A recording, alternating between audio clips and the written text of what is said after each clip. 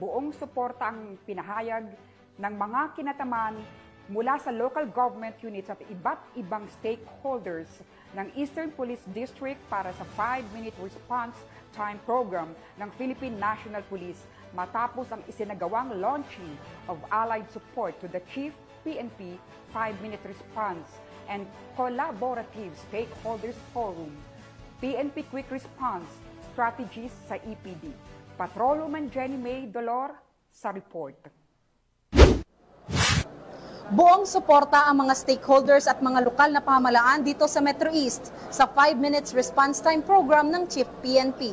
Kaya naman ang Eastern Police District ay nagsagawa ng aktibidad kung saan inimbitahan ang lahat ng mga stakeholders at mga lokal na pamahalaan sa 4 na syudad dito sa Metro East, sa Pasig, Mandaluyong, Marikina at San Juan para sa isang forum patungkol sa PNP Quick Response Strategies. Isinagawa ang nasabing aktibidad sa pamantasang lungsod ng Pasig Auditorium na dinaluhan at pinasinayaan ni Police Brigadier General Manuel J. Abrojena, Deputy Regional Director for Operation ng NCRPO, kasama sina Police Brigadier General Aden Tupas Lagradante, District Director ng EPD, mga command group, district staff, mga Chief of Police ng Pamamarisan City Police Station at Force Commander ng DMFB. Kabilang rin sa dumalo ang Joint Task Force ng NCR sa pangunguna ni Colonel Romel P. Recinto, Deputy Commander NCR Command Philippine Navy, Attorney Romeo David, Acting Regional Director ng NAPOLCOM,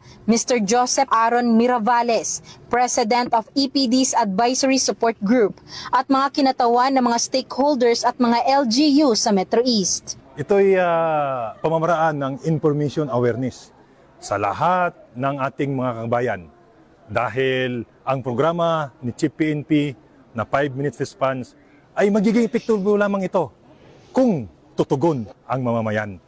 Kaya ito isang mahalaga na pagtibayin sa kapulisan at sa mamamayan. Kasi kung wala ang mamamayan, wala po ang tatawag sa 911. Kaya mahalaga sila sa programang ito upang maisakapatuparan natin ang 5 minutes response ni Chief PNP. Tampok sa nasabing programa ang pledge and signing of commitment and support ng mga dumalo sa nasabing aktibidad. Bilang pastor, nasa puso namin ngayon talaga na balutin, ika nga sa panalangin ang mga kapulisang ito at nawapatuloy na pagpalain ng Diyos ang adhikain yan. Kasi tunay na napakaganda at masasabing makakatulong ng malaki sa ating komunidad.